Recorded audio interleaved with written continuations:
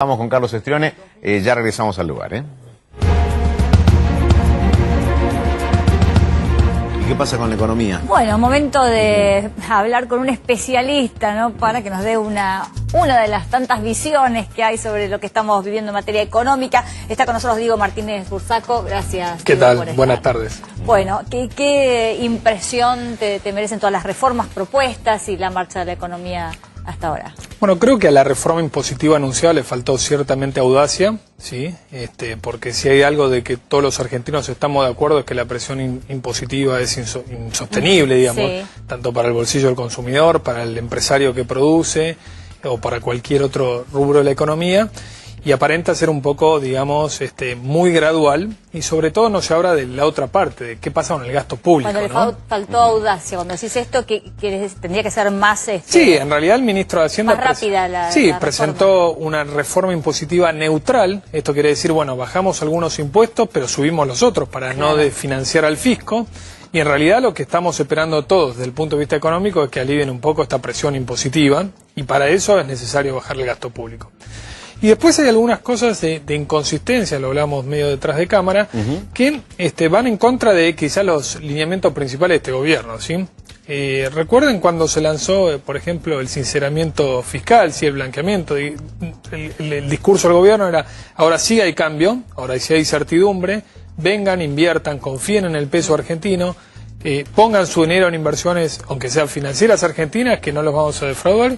Y 11 meses después tenemos este impuesto a la renta financiera. Bueno, te van a decir que es la segunda parte del plan, ¿no? Ahora que está el dinero aquí, ahora que se coloque en espacios productivos. Sí, es que justamente ahí hay una muy mala interpretación conceptual, porque aquel que está invirtiendo o en un plazo fijo, o en un bono, o en una obligación negociable de una empresa, le está dando el dinero para que el otro lado, quien lo recibe, haga un proyecto productivo, o el gobierno financie su déficit fiscal a un paso más gradual y que no es un ajuste tan fuerte del Estado, o digamos... O el banco que preste, que saque crédito. Exacto, todos los créditos UBA que vemos que son un boom, tanto en el inmobiliario, en los personales, etcétera. Bueno, todo eso tiene como contrapartida, digamos, el dinero que le da el ahorrista.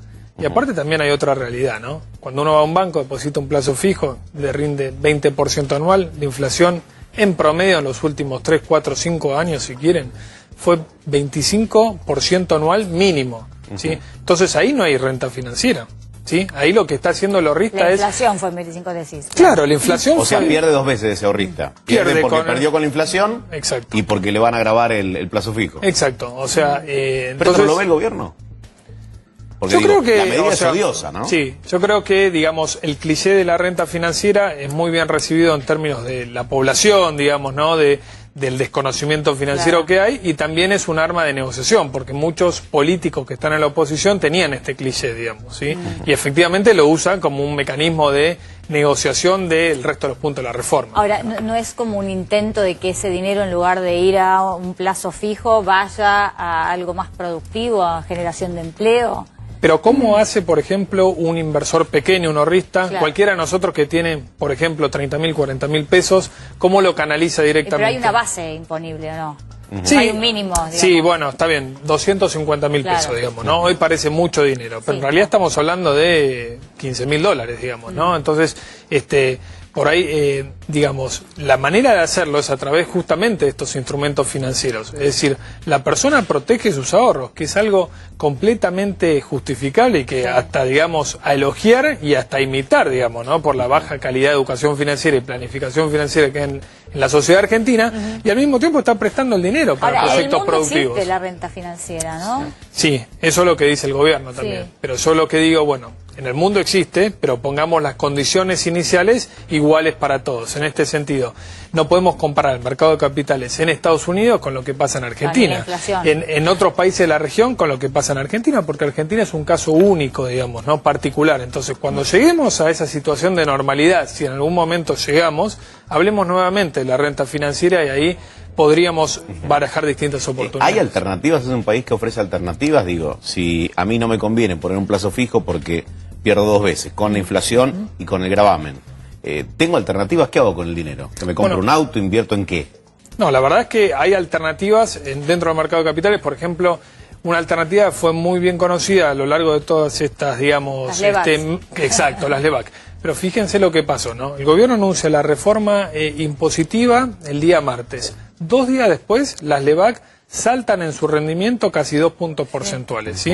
Es decir que prácticamente el costo, digamos, del impuesto se trasladó al rendimiento para que el ahorrista siga teniendo el mismo, digamos, rendimiento final neto de impuestos. Pero ¿quién asume ese costo? Y bueno, el Banco Central, ¿sí? Es el propio Banco Central el que ahora va a tener que ofrecer rendimientos más altos para evitar que el ahorrista se vaya de la LEBAC y el Banco Central pueda hacer su política monetaria de manera consistente. Entonces, creo que en ese sentido yo creo que fue poco pensada, digamos, y el caso de los vinos también, que ustedes hablaban recientemente, ¿no? Uno de los discursos del gobierno también era fomentemos las economías regionales. Fíjense lo que pasó, el poder del lobby que pueda tener la industria vitivinícola, y ahora prácticamente ese gravamen va a ser corrido, digamos, de la reforma. Sí. Pero también, digamos, parecería que las cosas siguen siendo en algunos casos prueba y error, ¿no? Lo lanzamos, vemos si pasa. De todas maneras, lo venimos diciendo todos estos días, porque se discuten públicamente, ¿no? Las reformas como si ya fueran un hecho. En realidad son propuestas que tienen que ser debatidas en el Congreso, y todos estos elementos seguramente alguien los aportará, se debatirá para que salga un proyecto mejor. Pero yo digo, previamente no se podrían haber juntado con cada uno de los sectores involucrados, o sea, y tratar de negociar previo, antes de hacer un anuncio, o sea, que haya el lobby, que retrocedan, y esto ni siquiera, como bien vos decís, Paula, ni siquiera entró al Congreso. Claro. ¿Sí? Estamos hablando da la sensación que si reclamás, te quitan el gravamen o lo disminuyen. Quizás seguramente es justo el reclamo, ¿no? Porque hablamos de la presión impositiva, de qué difícil es hacer negocios en Argentina. Pero bueno, para nada más odioso para quien no llega a fin de mes que estemos hablando de inversiones, ¿no? O si van a venir capitales de afuera. Digo, ¿hay forma de darle lugar a la producción? ¿Que alguien que tenga ganas de producir lo puede hacer? Sí, por supuesto. Que disminuya un poco la presión impositiva para el que quiere poner una pequeña fábrica.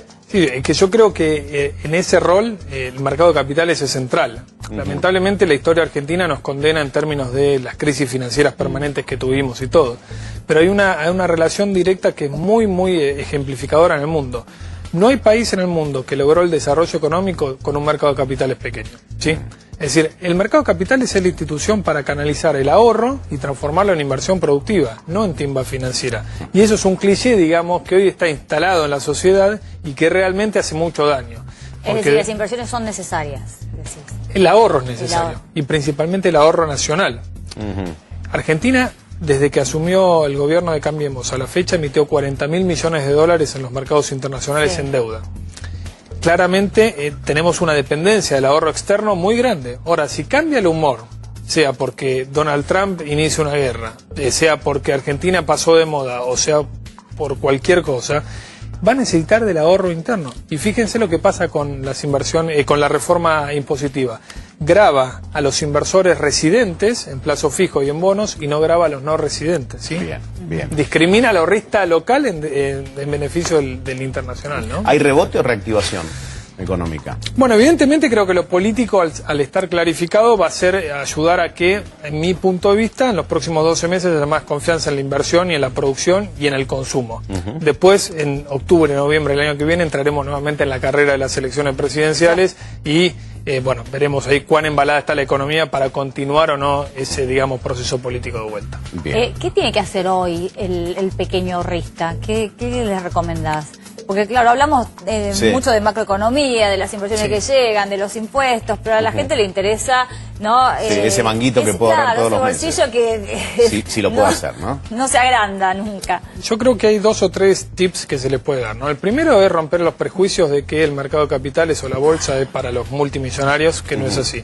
Segundo lugar, adquirir conocimiento financiero. Y en tercer lugar, que las inversiones tradicionales que supimos apostar los argentinos, plazo fijo, dólar abajo del colchón, o inmueble, quien puede, digamos, hoy en términos de inflación son las menos rentables, ¿sí? Es decir, que hay que buscar nuevos horizontes para poder tener una renta positiva. Esto quiere decir que le gane a la inflación. Arriesgarse. ¿Sí? Arriesgarse. Sí, equilibrio y diversificación. Perfecto. Muy bien, gracias por haber venido. No, por favor, gracias. Muy bien. Se viene Mauro Viale en la continuidad de A24. Nosotros nos vemos mañana a la 1. Exactamente, los esperamos, gracias por habernos acompañado. Ahora los títulos.